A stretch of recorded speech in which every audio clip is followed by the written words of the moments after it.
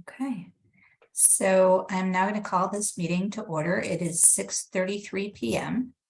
And we'll start with the roll call. So Dr. Ibrahim, Present. Dr. Gold, Here. Dr. Bilal, Present. Dr. McNeil, Here.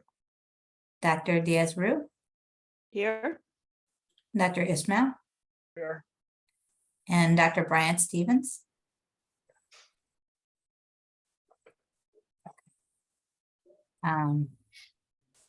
So, sorry, going back and forth between screens, which I'm still not that good at. I'm going to turn to Ben to explain the public comment process. Ben? Thank you, Dr. Bedegal. Good evening, everyone. My name is Ben Hartung, and I'm the Policy Advisor for the Division of Chronic Disease and Injury Prevention. If you'd like to submit a comment tonight on any of the regulations, there'll be two that we'll be discussing. You could submit them in the chat function using Zoom, or you could also send them directly to me via email, which is Benjamin, BENJAMIN.HARTUNG @phila.gov. I will provide these comments to the board members prior to any vote on the regulations. Board members are required to review your comments or questions tonight, but they aren't required to respond to them directly. I'd also like to mention that this meeting is being recorded and will be posted online on YouTube after the meeting is concluded. So if you're participating in this meeting, you're agreeing that you'll appear on YouTube. Thank you. Great, thanks, Ben. So have the board members had a chance to review the meeting minutes? Yes. Is there a move to approve? So moved. Second. All in favor? Aye. Aye. Aye. Any opposed? Great, thank you. So our agenda for tonight, we're going to start with the amendment to the regulations governing the control of communicable and non-communicable diseases and conditions regarding severe maternal morbidity. Then we'll move to the regulation relating to severe maternal morbidity surveillance with the Division of Maternal, Child, and Family Health. So we'll start first with the amendment. And Ben, are you going to walk us through that? Cheryl, before we present the regulations, we have Dr. Asta Mehta and Maria Hun here to walk through a quick presentation to justify the regulations that we're presenting today. So I'll turn it over now to Asta and Maria. Thank you so much, Ben, and thank you, Board of Health, for hearing us out here. It's nice to see all of you. I'm going to go ahead and share my screen.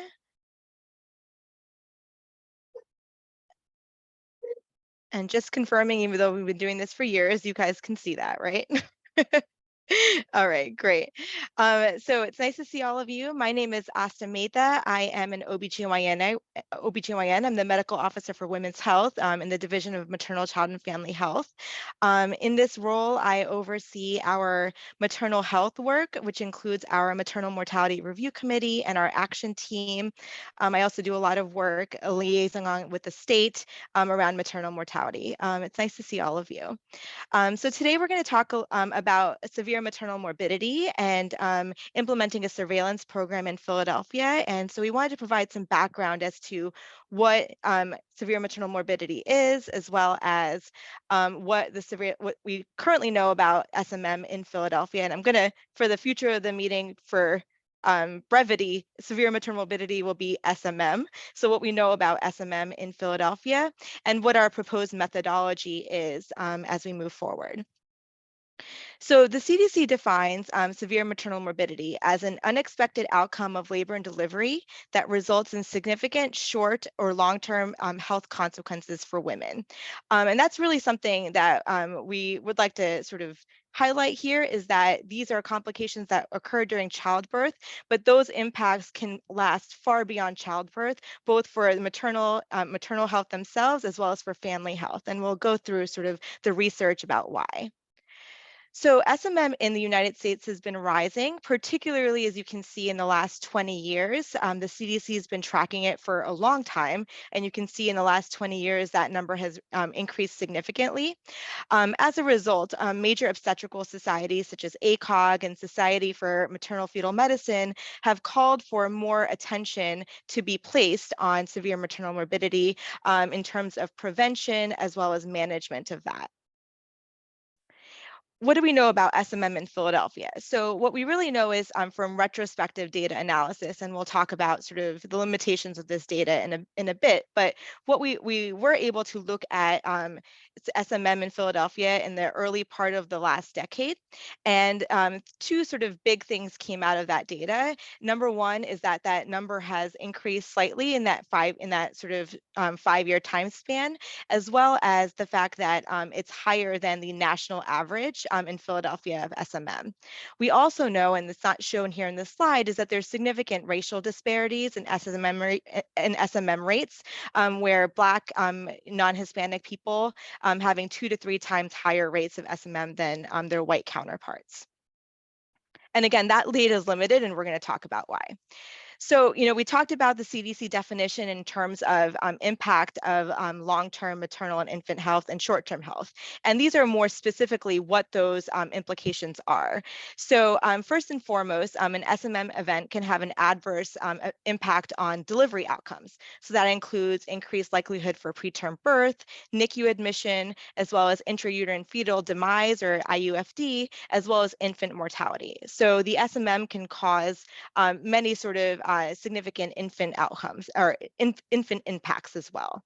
There's also a greater risk. The data has shown that there's greater risk for long-term cardiovascular disease that persists and can actually be compounded after pregnancy, both short-term, like right after the pregnancy, as well as sort of like long-term in terms of the women's life course.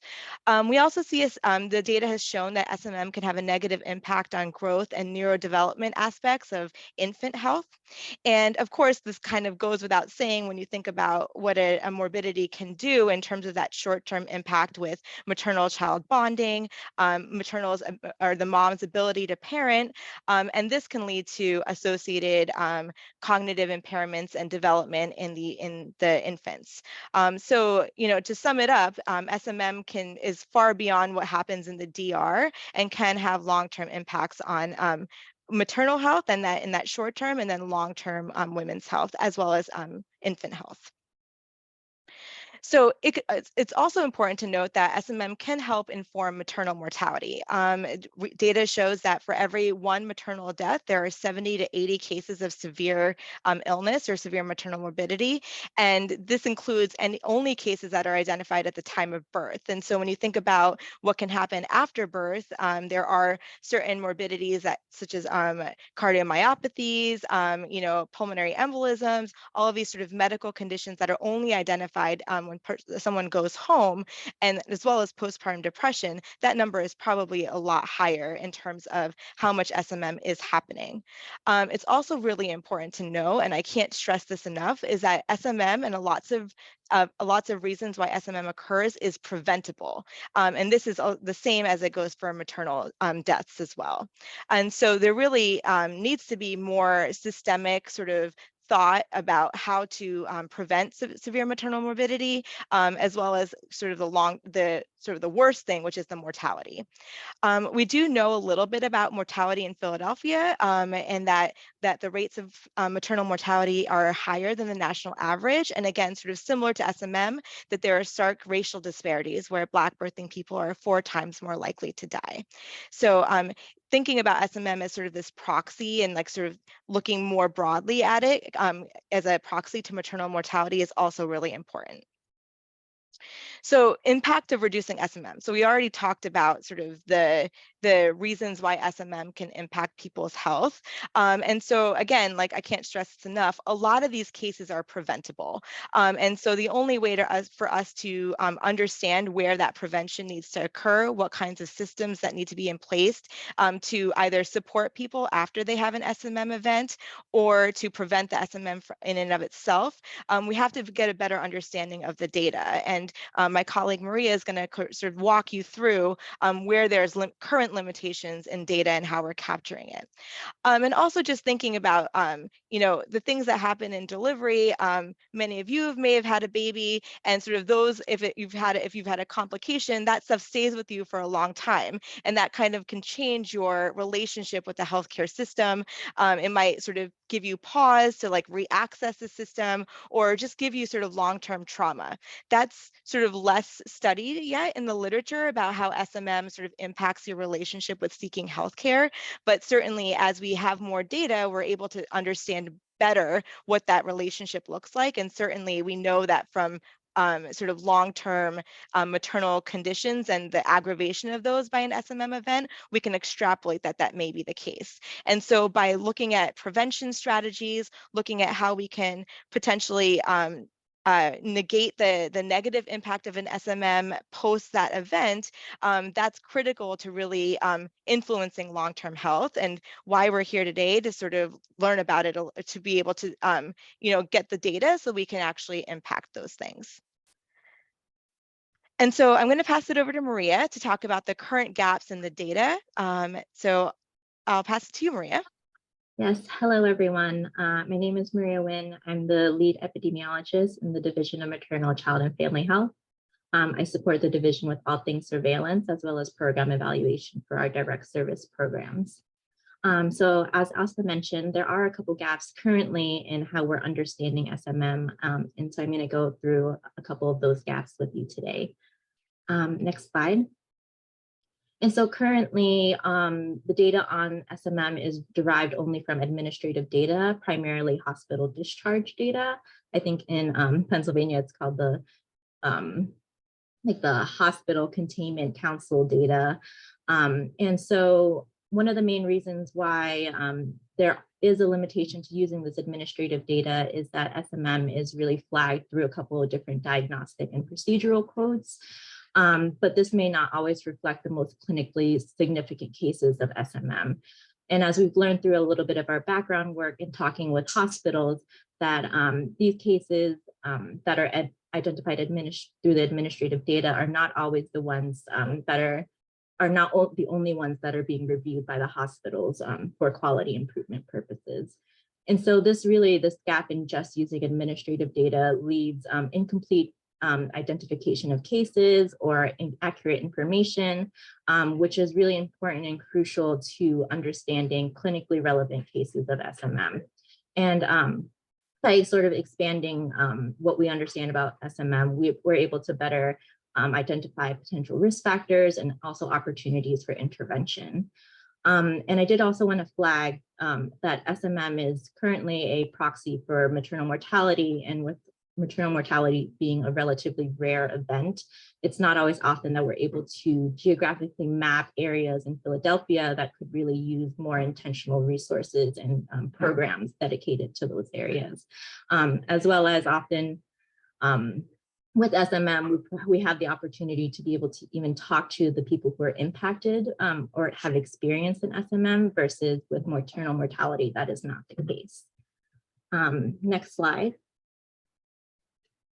And so our purpose is to really establish a more active SMM surveillance system. And by doing so, we hope to better understand the trends of SMM without the delay of waiting for sort of administrative data, understand different subtypes of SMM that are more clinically relevant.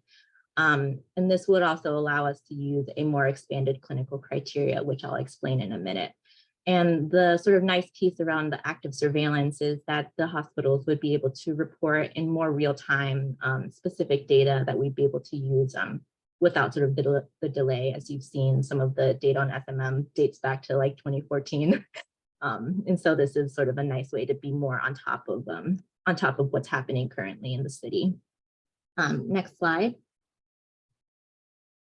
And so this is a table that is very small, but we did a lot of background work in talking with different hospitals in Philadelphia to understand what they were doing in terms of reviewing cases of severe maternal morbidity and sort of the quality improvement initiatives. And so within each hospital, we identified that each one was using very different sort of criteria for how they were reviewing or identifying cases of severe maternal morbidity. And in green, we have highlighted the commonalities that we are hoping to use for our clinical definition or our case definition. Next slide. And so our proposal for case identification is to use these 3 standards for identifying severe maternal morbidity. The rationale behind it. So our first one is if anyone has had a blood transfusion of 4 or more units, an ICU admission postpartum, extended length of stay beyond 5 or more days, or a hospital readmission within 30 days of discharge. And our rationale with sort of using only these 4 is because there are commonalities between the 4 hospitals in which we had discussed that are already looking at cases, and that other potential SMMs that are like severe hemorrhage may be included in this definition. Patients with severe cardiac, I'm going to mess up these words, any sort of more complications would most likely be managed in the ICU setting. And so this is also a proxy for there. We also considered using the Joint Commission's paradigm for SMM as our case definition to sort of capitalize on already existing efforts within sort of the nation, and that some of this data is already actively tracked by the healthcare systems as to not increase the burden of having to manage or revise their current data system. Next slide. And so our proposed Board of Health regulation is to allow for mandatory reporting of the specified severe maternal morbidity cases that meet our definition. We hope to use this data, we will hope to compile this data and de-identify it for further analysis, and that this finalized data set would be used for public health surveillance purposes related to severe maternal morbidity during delivery-related hospitalizations. And I'll kind of walk you through the flow chart in the next slides. And so we hope that hospitals will identify cases based on these criteria, report it to us using an online REDCap database form, and that we would compile that information, clean it, and generate reports on the surveillance data and develop recommendations. And Asta will talk a little bit more about how we've been pretty successful in taking those recommendations and moving them into action for maternal mortality as well.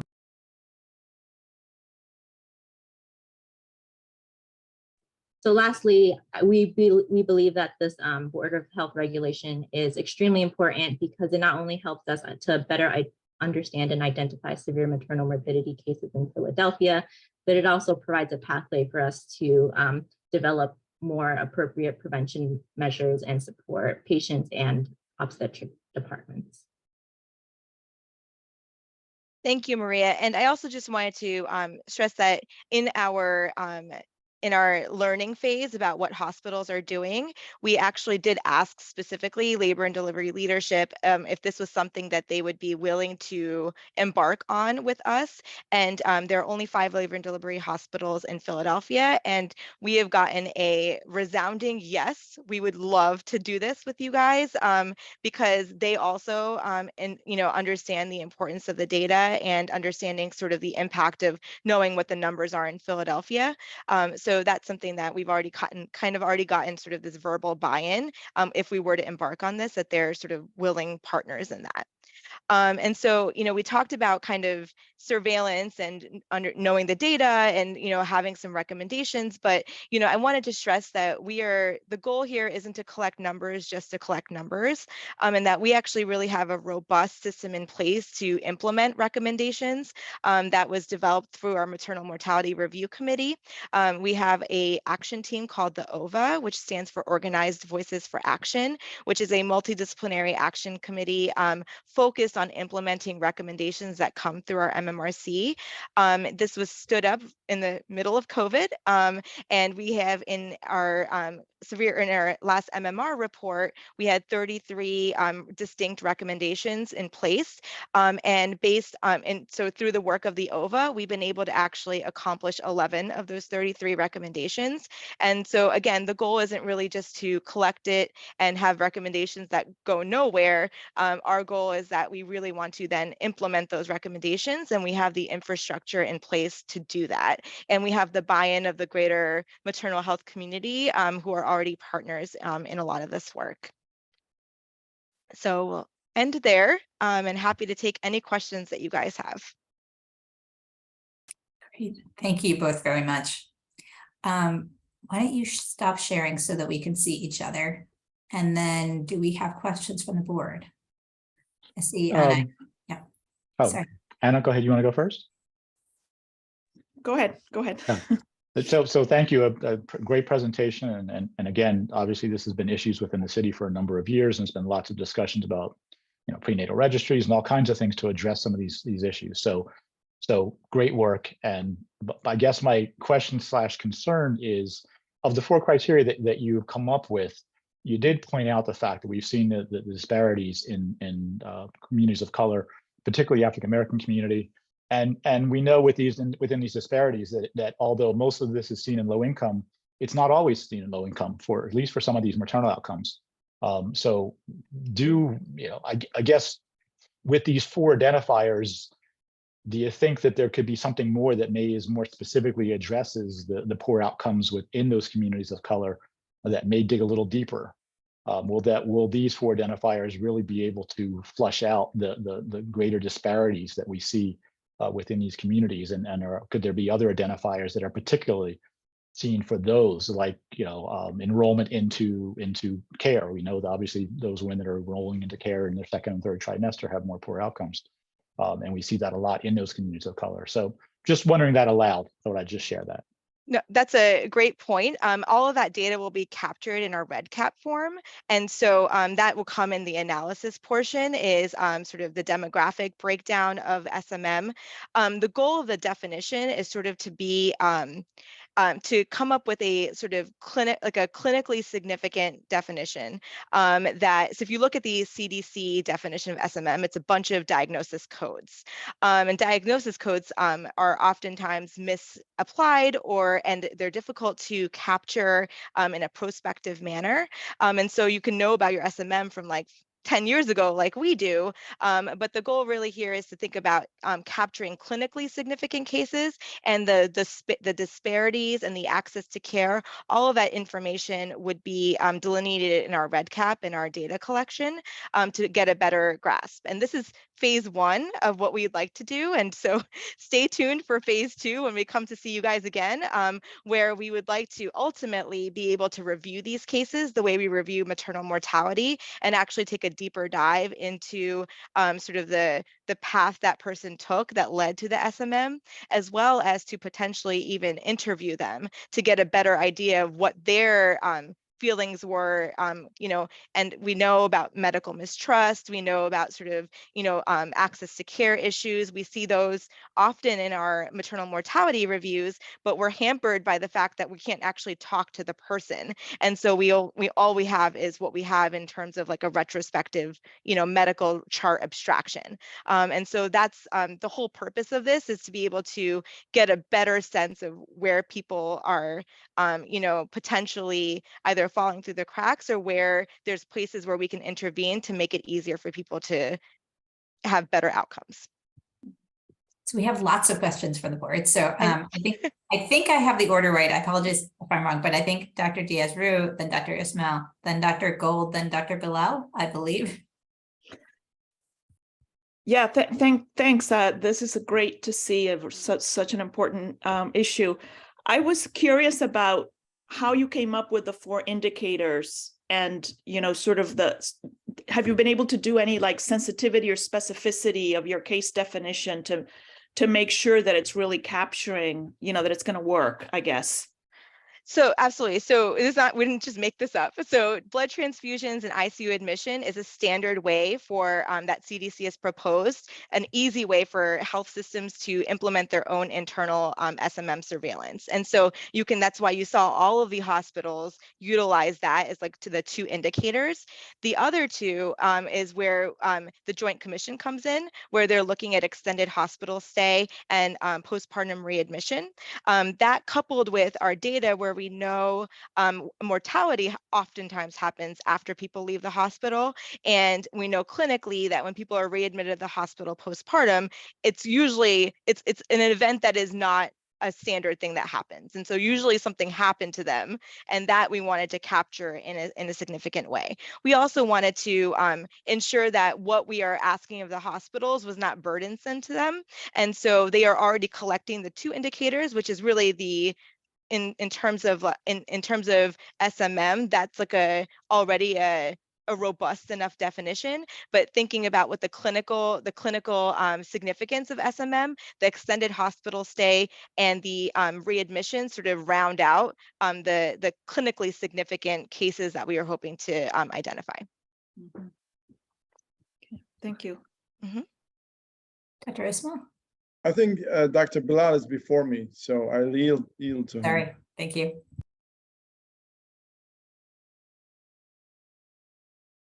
Still learning how to unmute. Thank you.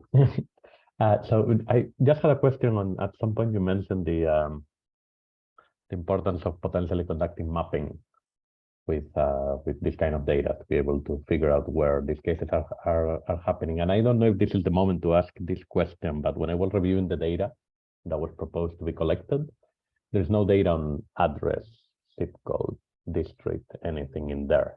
And I'm wondering if that's maybe an oversight, or if the data comes from somewhere else. I'll pass that to you, Maria.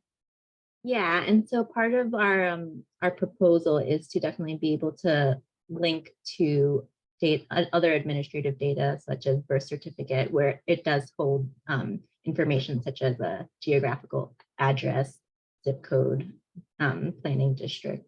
And so that's how we're hoping to do that. We initially, I think, had it on our reporting form, but we do want to reduce the burden of someone filling out a really long form from the hospital side. And so we had to think creatively about like what are the sort of base variables or fields that we definitely want everyone to have, and then what are things that we can capture on our side by linking to other data sets. Makes sense. Thank you.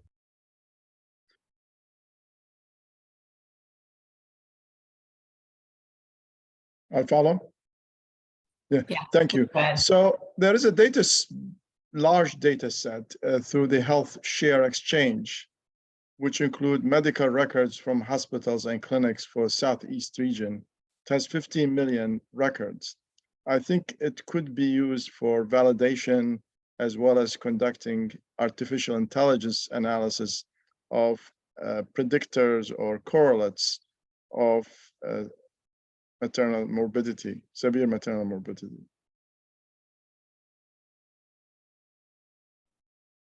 I suggest you look into it, and they can do aggregate data. That's what I'm trying to suggest. So I don't know, Dr. Mehta or Maria, if you wanted to respond to that, I can talk a little bit about HSX if it's useful. Yeah, I mean, I don't know, Maria, you were nodding. If you have something to add, or I think that's a great idea. Right now, our sort of access to HSX is pretty limited to our maternal mortality surveillance in terms of being able to cross-check and look up where people may have had other points of care, but that's definitely a great idea for sort of the expansion and support for this surveillance project as well. and Dr. Bedigal, if you wanted to add something.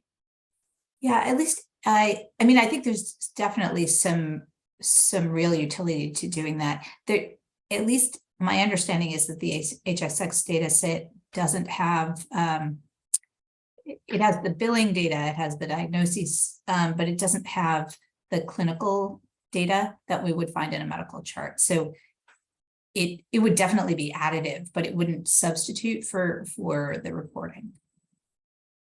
Yeah, we currently. Sorry, I wasn't suggesting substituting for the reporting. The data could be analyzed by them in aggregate, not patient records. They will extract the data. They will analyze it for you, and then there will be a database that could be always replenished if the data provides case definition that you have described. But most importantly, there is so much data in the HSX that they could correlate with, including some of the social determinants that was mentioned, or districts or areas, and race and ethnicity. It's all available. And also medication. They have, and so drug abuse is there. So there's a lot of factors that could be really correlate of SMM. Yeah, I'll add that, with HSX, again, because we've gone through HSX for our maternal mortality review. And again, you're sort of limited by what people bill, right? And like what that diagnosis code is. And one of the reasons why blood transfusions, while encompass are a proxy for a lot of different SMM things, they're very hard to collect retrospectively because they're billed inaccurately, all of those kinds of issues, so much so that the CDC dropped blood transfusions as part of their recommendations for surveillance because that data was so dirty. And so the goal of doing this prospectively is that we don't have that error of sort of the billing, and then we're also able to collect things sort of more in real time. If I can just add for any members of the public, references to data as dirty just means that the data, sorry. Yeah, the data has inaccuracies in it and has to be cleaned. Sorry, I apologize for that, guys. I don't know if Dr. Gold or Dr. Abraham was next. I'm sorry. Go ahead, Dr. Gold. Even though you were next? I couldn't remember, but that's fine. Go ahead. Okay. So first of all, I want to echo that my appreciation for an excellent presentation and flow and understanding of the issue. A couple things, and I'll try and keep it short. There are 5 hospitals you mentioned currently. It's doubtful from a financial perspective in the history of Philadelphia's hospitals that that's going to change anytime soon. So we're talking about mandated reporting from 5 hospitals where those doing deliveries sound like they need I'm just going to be simple here, a neutral convener, that's you, to gather the data together so they can all see it and see where this is coming from. So first, let me just put that out there, because in the end, with the mapping, and Dr. Bilal brought up these wonderful points, this is a neutral for the board of or the health department getting data from at least 5 hospitals on the people, pregnancy and deliveries at these institutions with the SMM criteria that you've provided, but it's all downstream data from a public health perspective, way downstream, right? So it's downstream data to review among these 5 institutions to get upstream, I assume, as soon as we can. And the troubling fact is that for decades, the upstream data, other than knowing exactly where the providers or neighborhoods might be, just for example, upstream data, a lot is known. There are only so many things it could be. No access to care, certain neighborhood factors. It's true, there could be some things germane to Philadelphia structural racism and neighborhoods. Providers who don't know what they're doing. I was going to ask about a partnership with ACOG on this, the Association of College, OBGYN, just because this is trying, I assume, to get up there so that we don't see these things happen to begin with. And because you're getting cost containment data, the number must be much larger. And you're trying to see how much larger it is from the hospitals, I would assume. Maybe not. But just, I'm throwing a lot out there because it's sort of a lot is known in other major cities about why, the list of reasons. And so I'm curious, once you get upstream with this downstream data, no objection to it, what kinds of things do you expect to do that you can't do now, that you can't do right now? And that's my question. Yeah, so that's a really great question. So I want to share that a lot is not known around SMM across the country. We would be the only city that was actively collecting SMM data. If you look at SMM across the country, it's spotty at best in terms of their definition, in terms of how they're collecting the data. It's just an inherent problem in how SMM is defined. And so thinking about sort of the impact, so I'll give you an example. We just reviewed a maternal mortality case where someone had 5 previous miscarriages and then had a ruptured ectopic and died at home. And when you think about sort of those miscarriages, and we had a maternal interview, and the mom said she had some bleeding problems with some of those miscarriages, and the intervention would have been then in terms of like engaging her in a healthcare system, right? Like, so she thought she had a miscarriage again, so she didn't seek healthcare, according to her mom, and then had a ruptured ectopic at home and died. And so when we think about sort of the upstream issues, there's not a lot of people talking about post-miscarriage management, right? And what happens from miscarriage or extra bleeding after a miscarriage. And that's what we would be doing with this data, is that we would be able to really bring some numbers to a lot of these concepts where those numbers are really missing. If you were to go to a legislator and be like, this is a problem, well, the first thing they're gonna ask is like, well, how much of a problem? And we don't really have any data to stand by to sort of demonstrate that, along with what we know. And yeah, access to care, all of these things. But what's great about doing it in Philadelphia, in a city, is that not only can we say, oh, it's access to care, but we can drill down as to what is that barrier to access. In 70% of cases, it was the medical mistrust, or is it transportation? There's a lot we extrapolate about what we think we know, but until we look at the data and until we like potentially are able to talk to people, we're not going to really be able to kind of drill down exactly what that intervention should be. And it might be a number of those, but we have limited resources, so we obviously want to devote those resources to the highest cause of those types of things. I hope that sort of answers your question, Dr. Gold. And Dr. Ibrahim.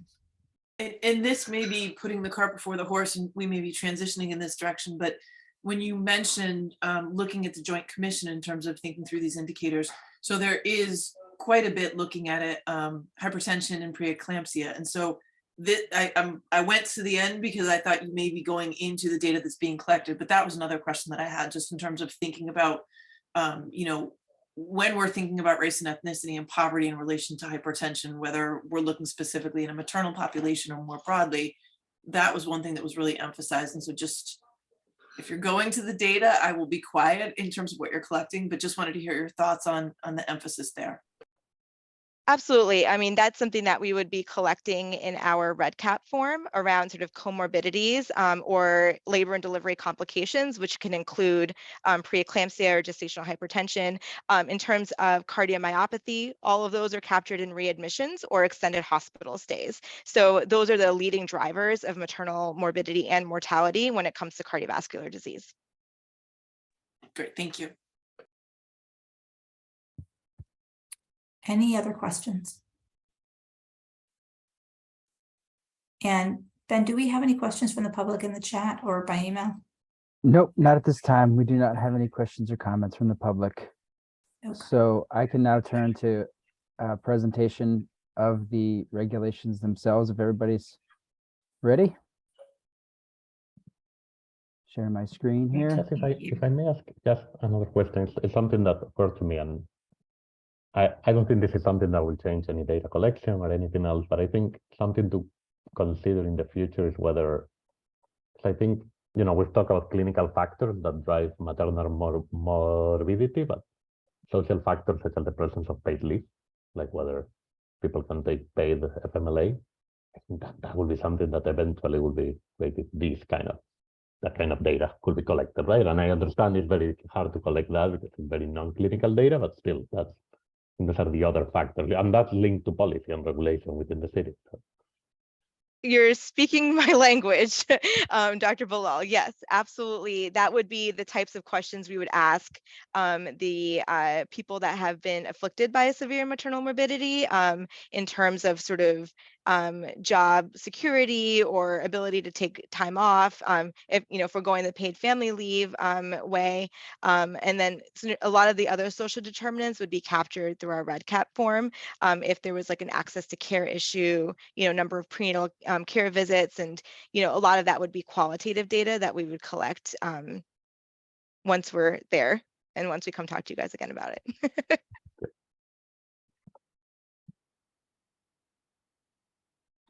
Okay, if there's no more questions, I'll start here, and I'll just preface that there's two regulations that we're asking you to review and vote on this evening, and they're sort of a package because with consultation with our law department, they thought it was a good idea to add severe maternal morbidity as a reportable condition to the regulations, the reporting regulations governing the control of communicable and non-communicable diseases. So I'll go through both of them because it sort of makes sense to talk about whether or not you're going to pass the surveillance regulation and this together, because one without the other is sort of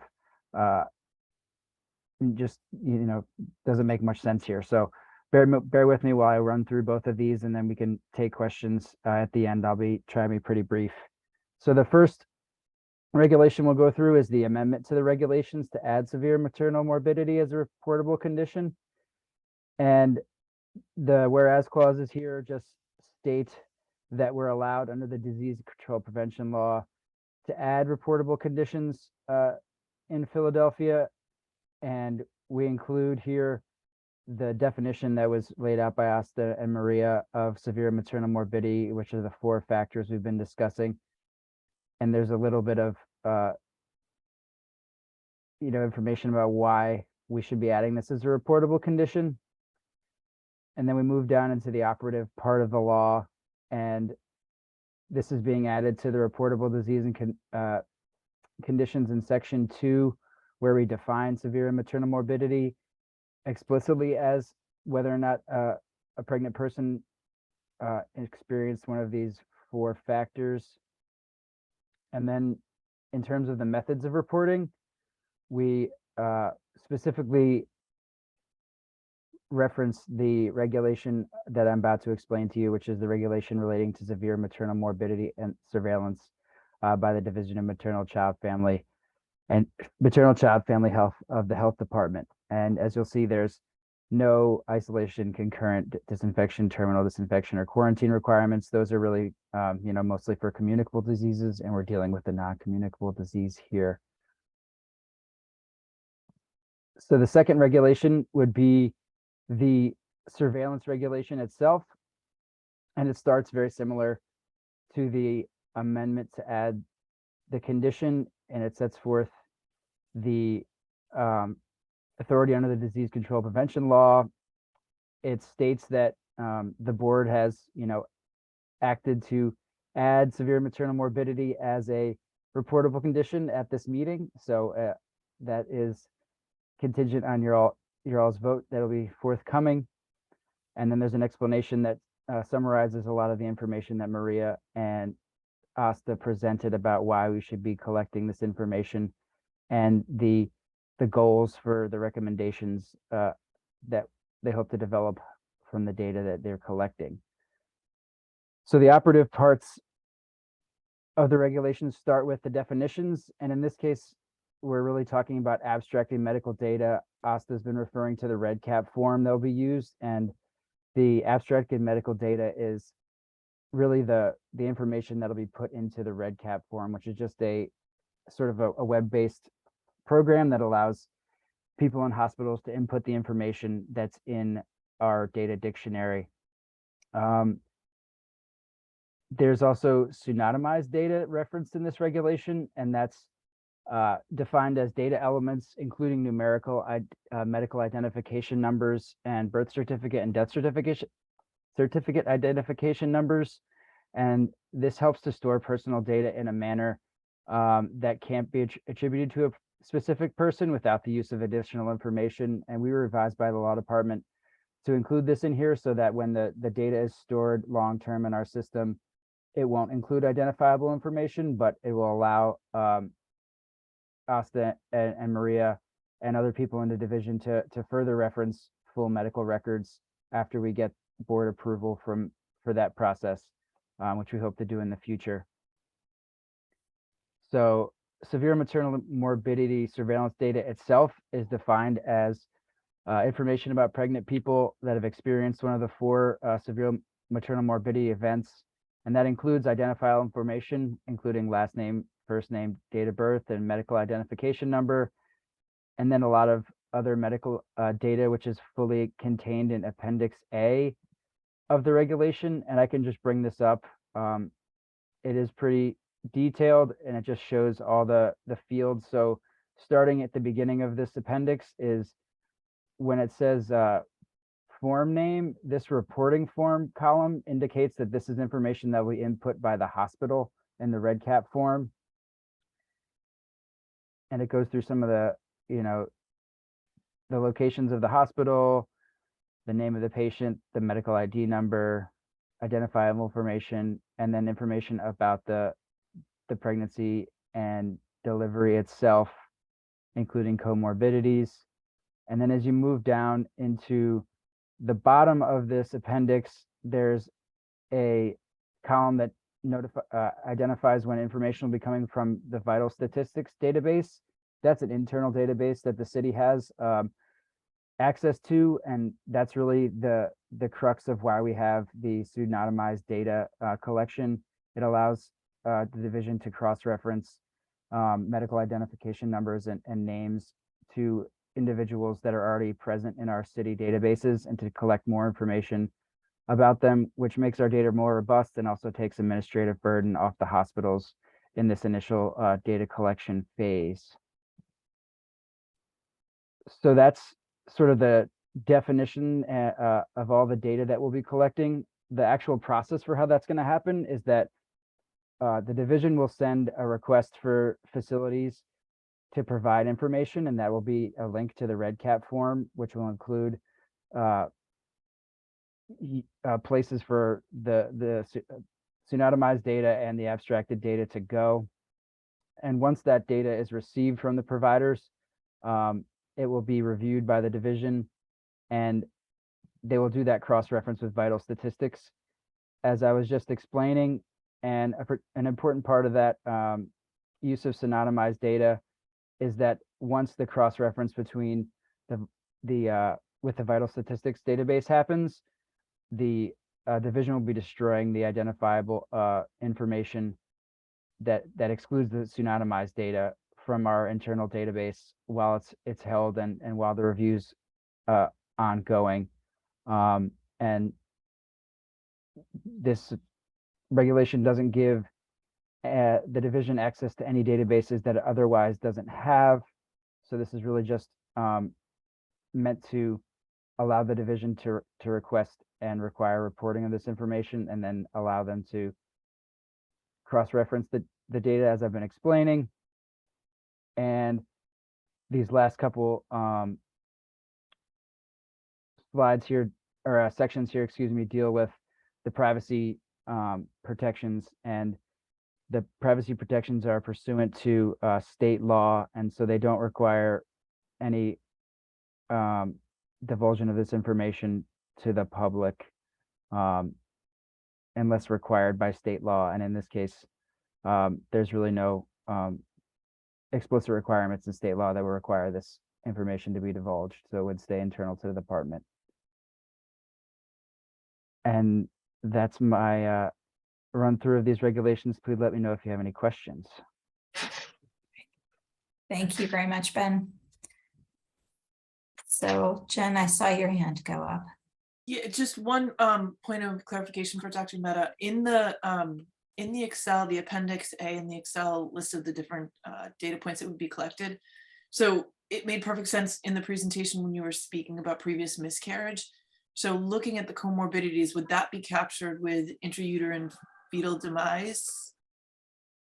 So when we look at G's and P's, I should say, like gravidipara, that's all sort of in there in terms of, it's part of the P00, like one of them is miscarriage or abortion.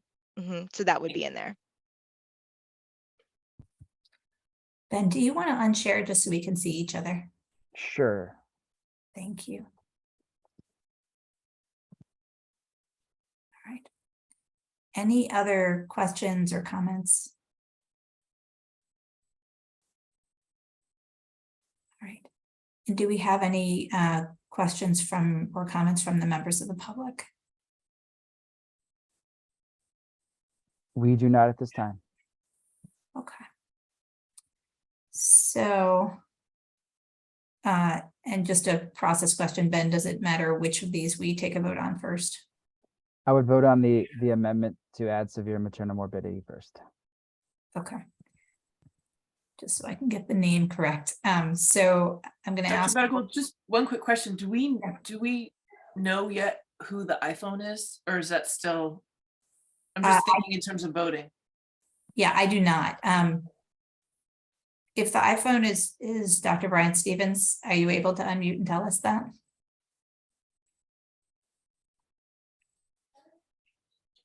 Okay, and we do have a quorum, so I think we're okay. But I'm going to assume it's a member of the public. So I think it's me. It's Megan Todd. Oh, welcome, Megan. Hi. So team, for anybody who hasn't met her, this is Dr. Megan Todd, who is our brand new chief epidemiologist. Hi, all. And the mystery is solved. Hi, Thanks. Megan. Sorry, I didn't realize I was showing up as just iPhone. You were, yes, That was an impressive entrance. Well done. it was. Yes, yes, we Now have I'm gonna go off camera, so I don't have quite so many visitors with me. Excellent. Okay, well, that is good to know. All right, so I'm going to ask first for votes to approve or a move to approve the amendment to the regulations governing the control of communicable and non-communicable diseases and conditions regarding severe maternal morbidity. This is Jen, so moved. Seconded. All in favor? Aye. Aye. Any opposed? And then I'm going to ask for a move to approve the regulation relating to severe maternal morbidity surveillance by the Division of Maternal, Child, and Family Health of the Philadelphia Department of Public Health. So moved. Second. All in favor? Aye. Aye. Any opposed? Okay. I think that is our agenda for this evening. I really want to thank all of you once again for your time. Welcome to Dr. Bilal. It's wonderful to have you on board. For everybody, Usama's been so helpful in the last couple of years. He's been the person I asked questions of, showed things to before they went public. Not the person, but a person definitely has been just invaluable. So it's great to have you on board. And Thank you so much for inviting. Thank you. and Marla, your hand is up. Yeah, just very quickly, in follow-up to what we've just done, and again, thanks to everybody and just wonderful presentations. One of the reasons we could do it is that the definition of SMM can be articulated so well, and so therefore it can be made reportable. I'm struck though by, in all fairness, the lower number of this as a cause of morbidity and mortality in the city of Philadelphia. And I want, and here we go through reporting. Absolutely, we should do it. In a future meeting or discussion, I would request if we could take a look at, for example, the top 20 causes of morbidity/mortality, however you want to do it, and look at that list in relation to what on that list is or is not reportable in some way and why. I think it's something that we need to look at, considering the number of lives that we just impacted by making this issue onto the list of reportable conditions and diseases. So if we could queue that up at some point, I would really appreciate it. I certainly would be willing to hear from other board members on this, but it's really striking when you think about numbers. And Marla, I would just like to echo that, but also to stress that a morbidity and or a mortality has long-term impacts on, from like an anthropologic perspective, long-term impacts on generations of people. And it also has impacts on family, and so while the morbidity or the mortality might be low in number, when you think about the impact to society, it's so much larger and you almost can't even quantify that. So Yeah. I just did want to stress that. Yeah, please. This is not to in any way diminish. It is fantastic that you can get your arms around a clear definition in order to get the data and then go upstream. I mean, it's the role of public health. But when I think about my soapbox. No. But we'd be happy to walk through that. And there are other data sources for the other major causes of deaths. That's a piece of it. We should walk through it. I think it would be really a great exercise. And we might, in doing that, discover that there's something that we're missing that we should be thinking more about. So I think it's a great idea.